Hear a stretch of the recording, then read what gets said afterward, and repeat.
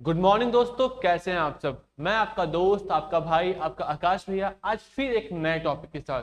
तो दोस्तों, क्या लगता है आपको अगर मैं एक दिन अचानक से आपसे कहूं कि आज के बाद तुम्हें पढ़ाई नहीं करनी है, तो कैसा महसूस करेंगे आप। जरा सोचा है कभी।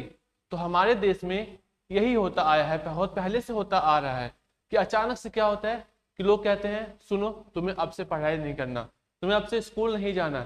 तो आपको क्या लगता है हम किसकी बात कर रहे हैं। हाँ जी हाँ, हम बात कर रहे हैं हमारे लड़कियों की। जो भी हमारी बहनें हैं, हमारी पत्नियां हैं, जो भी हमारे घर में परिवार की जो भी औरतें हैं, उनके साथ पहले से यही होता आया है। उनके साथ यही हुआ है।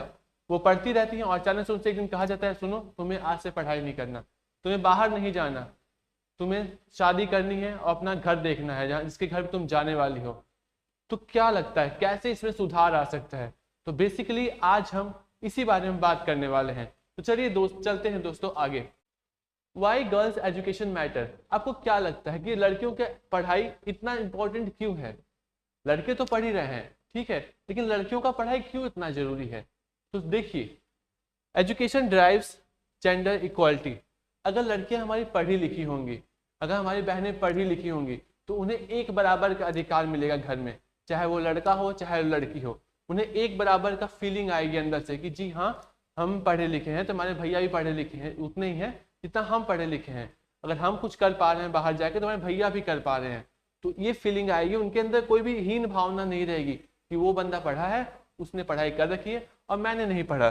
दूसरा टॉपिक क्या है, इंपावर्स वुमेन इकोनॉमिकली एंड सोशली। एक औरत को सामाजिक तौर पर और आर्थिक तौर पर मजबूती मिलती है शिक्षा की वजह से। एक औरत अगर पढ़ी लिखी है तो वो कल को बाहर जाके कुछ कर सकती है। ये नहीं होगा कि उसकी शादी हो गई है तो अब उसे सिर्फ घर में ही रहना है, चाहे पति जैसा हो, चाहे ससुर जैसा हो, चाहे सास जैसी हो, अब सिर्फ उनके भरोसे रहना है उनको। ये चीजें नहीं रह जाएंगी। इसलिए आज के टाइम में क्या होता है कि लोग अपने बच्चियों को अच्छे से पढ़ाते हैं, लिखाते हैं, सोचते हैं कि वो अपने पैरों पे खड़ी हो जाए, उसके बाद उसकी शादी करे। क्योंकि भविष्य किसी ने नहीं देखा, कल को कैसे हालात हो जाएंगे कोई नहीं जानता। तो अगर वो पढ़ी लिखी रहेगी, अपने पैरों पे खड़ी रहेगी, तो कम से कम अपने सुकून के दो पल तो जी पाएगी ना। तो इसलिए शिक्षा बहुत इंपॉर्टेंट है लड़कियों के लिए। अगर वो नहीं पढ़ी लिखी, अगर उन्होंने पढ़ाई लिखाई नहीं कर रखा, तो कल को अगर उन्हें सास ससुर या पति खराब मिल जाते हैं, तो वो उन्हीं के भरोसे रह जाएंगी ना। वो कैसे लड़ेंगे समाज के लिए, उनके पास तो कुछ है ही नहीं। बाहर किस बल पे जाएंगे, क्या कह के बाहर जाएंगे समाज से। इसलिए शिक्षा बहुत जरूरी है। तो अब आगे बढ़ते हैं, सपोर्ट सस्टेनेबल डेवलपमेंट। अगर लड़कियां पढ़ी लिखी रहेंगी तो वो हमारे जितने भी सामाजिक चीजें हैं उनको अच्छे से रख कर, उन्हें बर्बाद बिना हुए ढंग से रख कर अपने को ग्रोथ कर पाएंगी, अपने को आगे बढ़ा पाएंगे। दोस्तों आगे बढ़ते हैं। The current reality. हकीकत क्या है। देखिए दोस्तों, ये तो हमारे इंडिया की बात हो रही थी। अब अगर हम पूरे नेशन में जाए, हर जगह की कंट्री को देखें अगर, तो कुछ बातें हम देखेंगे कि अगर पढ़ाई लिखाई है जो है वो कैसे डिपेंड करती है कि वहाँ के लोग कितने कमा रहे हैं। पैसे के लिए, पढ़ाई के लिए पैसा भी बहुत इंपॉर्टेंट है, आप अच्छे से जानते हैं। तो इन केस अगर हम देखें कि what difference between low income and middle income Nations. कुछ देश के, कुछ नेशंस के अगर इनकम देखें तो कम है, कुछ के ज्यादा है। उन्हीं हिसाब से यहाँ पर देखें तो upper middle income, low middle income and lower income, ये तीन चीजें हैं यहाँ पे। अगर हम लोअर मिडिल इनकम में, अगर हम अपर मिडिल इनकम में देखें अगर, तो अपर सेकेंडरी वाले में अगर पढ़ाई की बात करें तो वहाँ पे फीमेल को ज़्यादा है और मेल को कम है। वहीं पे अगर प्राइमरी में देखें तो फीमेल ज़्यादा है और मेल, प्राइमरी में देखें तो मेल और फीमेल दोनों बराबर हैं। लोअर सेकेंडरी में देखें तो फीमेल और मेल की कंपेरिजन करें अगर, तो एक 88 है, एक 86 है।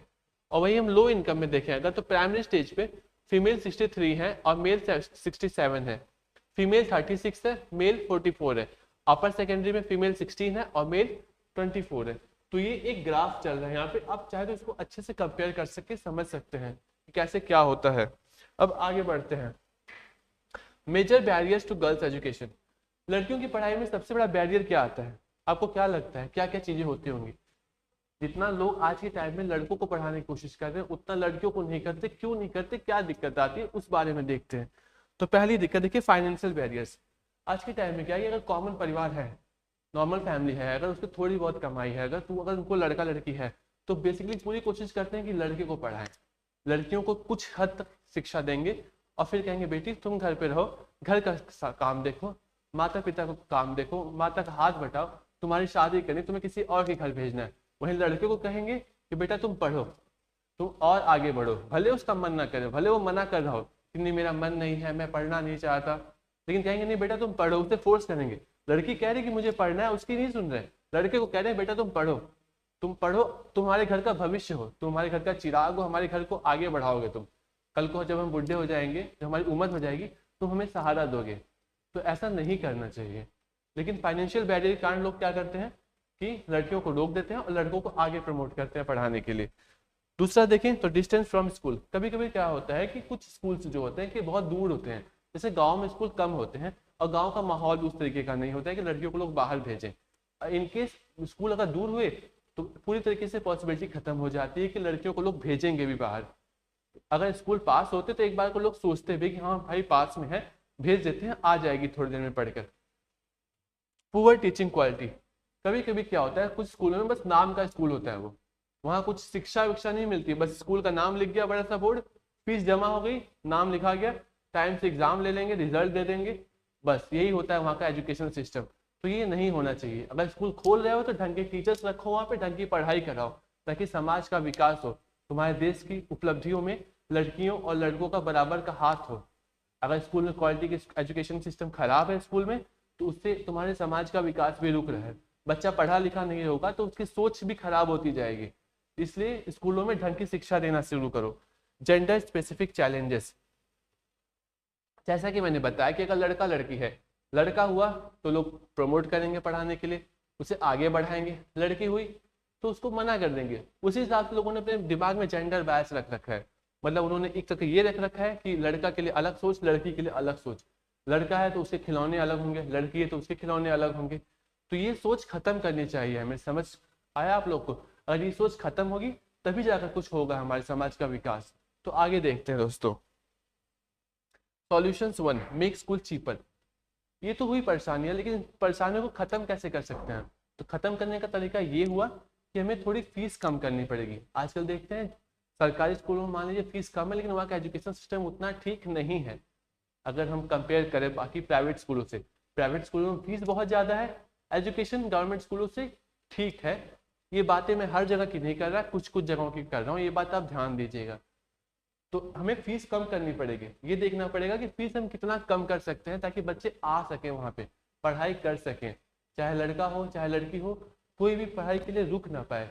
स्पेशली जहाँ फाइनेंशियल सिस्टम इस तरीके का कि लोग पढ़ने पर ध्यान नहीं दे पा रहे, लोग पढ़ाई नहीं करवा पा रहे क्योंकि पैसे नहीं है उनके पास। उस जगह पे अगर ऐसा होगा कि फीस ही कम होगा, मामूली फीस होगी, तो लड़कियां अपने आप पढ़ने के लिए जाएंगी और घर वाले भी भेजने में हिचक नहीं करेंगे, वो रुकेंगे नहीं, वो खुद पे खुद भेजेंगे, स्वयं भेजेंगे। उन्हें लगेगा कि ये तो मामूली सी फीस है, इतने में तो लड़की पढ़ जाएगी, तो क्या दिक्कत है। जहाँ हमारी समाज की ये मानसिकता है कि हमें लड़के को प्रमोट करना है, वहाँ पे अगर ये देखेंगे लोग कि अगर फीस कम हो रही है तो अपने आप ही लड़कियों को प्रमोट करेंगे पढ़ाई करने के लिए। तो की finding significant increase in school completion rates. देखिए ये जो कुछ चीजें की गई है ना, पहला क्या किया गया है, देखिए पहला जो किया गया है वो है, देखिए फी एलिमिनेशन, फीस कम कर दी जा रही है, ठीक है। दूसरा स्कॉलरशिप प्रोग्राम और तीसरा स्टाइपेंड्स। स्कॉलरशिप प्रोग्राम मतलब कोई लड़का अगर टॉप करता है, कोई अच्छा लड़की टॉप करती है, कोई पढ़ने में बहुत तेज है, तो उसको स्कॉलरशिप मिलता है उसकी पढ़ाई के लिए भी पैसे मिलते हैं सरकार की तरफ से, वो स्कॉलरशिप बहुत काम आती है। हाँ माना किसी किसी के पास बहुत पैसे हैं तो उनके लिए स्कॉलरशिप एक तरीके से कहा जाए तो नहीं बनी है, लेकिन वो भी लेते हैं। इसमें कुछ तो कुछ लूप होल्स हैं सरकार की हमारी, जिसके कारण उनको भी पैसे मिल जाते हैं। लेकिन इन केस इनके पास पैसे नहीं है, उन्हें अगर ये स्कॉलरशिप मिल जाती है तो उन्हें बहुत काम आती है, वो उनका कई तरीके से यूज कर पाते हैं। अपनी कुछ इच्छाएं होती हैं जो कि परिवार के सामने बोल कर नहीं ले पाती लड़कियां, उस स्कॉलरशिप के पैसे से वो चीज़ें पूरी करती हैं। वो मोबाइल्स ले लिया जिससे उन्होंने अपनी पढ़ाई को ग्रोथ किया और अच्छे से पढ़ाई किया, बुक्स ली, किताबें ली, ड्रेसेस लिए अपने लिए जिन्हें वो पहन कर स्कूल जा सके। तो ये सब तरीके से स्कॉलरशिप के पैसे काम आते हैं। स्टाइपेंड्स, बड़े लेवल पर जब आप जाते हैं रिसर्च करते हैं तो आपको पैसे मिलते हैं रिसर्च करने के, और एक तरीके से चीज़ें प्रमोट करती हैं लड़कियों को कि हाँ कुछ काम आए, हम लोग अपने देश के रिसर्च करें। और रिसर्च देखिए कोई भी काम बिना पैसे के नहीं होने वाला है आज के टाइम में। किसी भी चीज के लिए पैसा बहुत जरूरी है। तो एक तरीके से ये पैसा जो आता है स्टाइपेंड के रूप में, ये हमारे एजुकेशन सिस्टम को भी ग्रोथ कर रहा है, इंक्रीज कर रहा है। ये चीजें इंप्लीमेंट करने के बाद से क्या हुआ, जो हमारी ग्रोथ, जो हमारी एजुकेशन रेट यहाँ पर थी 45%, वो अब चली गई है 85% पे। तो ये फायदे हुए हैं हमारे इन पैसों के, इन चीजों को अप्लाई करने के बाद से। अब आगे देखें तो success story of Ghana and Gambia. Ghana Gambia दो जगह ऐसे हैं जहाँ पे कि ये चीजें काफी इंप्लीमेंट हुई, और इंप्लीमेंट करने के बाद से क्या हुआ, वहाँ बहुत ज्यादा फर्क भी आया है। तो देखिए अगर स्कॉलरशिप प्रोग्राम वहाँ पे लाया गया, उसके बाद से क्या हुआ कि 60% का जंप हुआ उसके अंदर। इंक्रीज सेकेंडरी एजुकेशन कंप्लीशन घाना में, अब बेटर लर्निंग आउटकम्स, और उसके बाद से क्या हुआ कि 55% यहाँ पे इंक्रीज हुआ। तो बेसिकली कहने का मतलब ये हुआ कि ये चीजें इंप्लीमेंट करने के बाद से घाना और गाम्बिया में काफी ज्यादा फायदे देखे गए, काफी ज्यादा इंक्रीज देखा गया। जो देश काफी गरीब थे, वहाँ पे एजुकेशन सिस्टम का कोई मतलब नहीं था, तो ये चीजें इंप्लीमेंट करने के बाद वहाँ पे काफी फर्क देखा गया। तो इस तरीके से ये सब चीजें काफी यूज में आती हैं हमारे देश के। सॉल्यूशन 2 क्या है, स्कूल फीडिंग प्रोग्राम्स। देखिए जब पैसे ही नहीं है तो पढ़ाई कहाँ से करवाए, लेकिन फिर इसी क्षेत्र में बहुत से लोगों ने, बहुत से सरकारों ने ये सोचा कि कैसे बच्चों को प्रमोट करें कि वो लड़कियों को स्कूल में भेज सकें, कैसे वो लोग स्कूल तक आएंगे। तो कितने घरों में देखा गया है कि खाने का राशन नहीं होता, तो ये मिड डे मील प्रोग्राम भी हमारे देश में लाया गया। और उसके वजह से क्या हुआ कि लोगों ने खाने के बहाने ही लड़कियों को, अपने बच्चों को स्कूल भेजना शुरू किया कि यहाँ घर पे तो नहीं खिला पाए लेकिन स्कूल में तो मिलेगा ना, कुछ खा पी लेगी बेटी हमारी। तो उसी बहाने उन्होंने स्कूल में भेजा, तो खाना भी यहाँ पे काफी उपयोग में आया पढ़ाई को ग्रोथ करने के लिए। देख रहे हैं आप लोग, school meals improve the attendance and learning. उसकी वजह से क्या हुआ कि लोग, पढ़ाई करना इंपॉर्टेंट है ठीक है, लेकिन पेट भरा रहेगा तब तो पढ़ाई करेंगे। तो पेट भरो और शिक्षा लो। तो ये प्रोग्राम काफी इंप्लीमेंट हुआ हमारे देश में और काफी यूज हुआ, ना सिर्फ हमारे देश में, बाकी देशों में भी इसका बहुत यूज हुआ। हमारे देश में तो इसको मिड डे मील प्रोग्राम के नाम से जानते हैं। इसका बहुत ही स्ट्रॉन्ग इम्पैक्ट आया लड़कियों के ऊपर, बहुत अच्छा ग्रोथ है, बहुत अच्छे से उनकी लोगों ने भेजना शुरू किया अपने बच्चों को पढ़ाने के लिए। देखिए मील्स ना मिलने के पहले ये था रेशियो, कितना कम देख रहे हैं, और आफ्टर मील्स ये कितना ज्यादा बढ़ा है। सक्सेस स्टोरी गाना एंड गामिया प्रूवन एट ए स्केल। जब यहाँ पे अच्छे से सारी चीजें इंप्लीमेंट करी गई तो हमने ये देखा कि इम्प्रूव्ड लिटरेसी एंड न्यूमरेसी, वहाँ की शिक्षा बहुत ही अच्छी हुई और वहाँ की संख्या भी बढ़ी, लड़कियों को पढ़ने का उत्साह भी आया और उन्होंने अच्छे से पढ़ा। फिर देखते हैं आगे दोस्तों, सॉल्यूशन 3 बेटर फिजिकल एक्सेस। तीसरा नंबर सॉल्यूशन क्या है, इधर देखिए, school construction, girls friendly schools and transportation support. Basically क्या प्रॉब्लम आ रही थी लोगों को, हमने स्कॉलरशिप दिए, स्टाइपेंड्स दिए, खाना दिया। अब एक दिक्कत और बताई थी मैंने, स्कूल दूर थे, तो क्या किया हमारी सरकार ने कि जगह जगहों पे स्कूल बनाना शुरू किया। एक पर्टिकुलर एरिया डिसाइड किया कि इतने एरिया के अंदर एक स्कूल तो हो सरकारी, जहाँ लोग ये ना कह सके कि हमारे अगल बगल तो स्कूल ही नहीं, तो भेजे कैसे। तो उन्होंने क्या किया कि स्कूल्स बनाना शुरू किए। जब स्कूल्स बने उसके बाद दूसरा गर्ल्स फ्रेंडली स्कूल्स, इस तरीके का देखा गया कि वहाँ का माहौल कैसा है, उसके अगल बगल की जो भी खराब दुकानें हैं जिससे कि जहाँ पे असामाजिक तत्व के लोग आए वहाँ पे, उनको हटाया गया वहाँ से, और एक सेफ और फ्रेंडली इन्वायरमेंट बनाकर, अच्छा सा माहौल बनाकर। कभी कभी कुछ जगहों पे क्या हुआ कि महिला विद्यालय भी खोले गए जहाँ पे कि सिर्फ लड़कियां ही अलाउ थी जाकर पढ़ने के लिए, कन्या विद्यालय खोले गए कि बस बस लड़कियां जाएंगी। बहुत लोगों को ये दिक्कत होती है ना घर के लोगों की, लड़का लड़की साथ कैसे पढ़ेंगे, को एजुकेशन तो है बट वहाँ पे वो उनकी मानसिकता ऐसा है कि वो नहीं चाहते कि एक स्कूल में वो स्कूल हो जहाँ पे लड़का लड़के दोनों साथ में जा रहे हैं, वो चाहते हैं कि सिर्फ लड़कियां रहे। तो उनकी मानसिकता, देखिए मानसिकता बदलना बहुत इंपॉर्टेंट है, लेकिन बदलने में टाइम लगता है, समय लगता है, लेकिन तब तक के लिए क्या, तब तक अपनी लड़कियों को घर पर तो नहीं बैठा सकता इंसान ना।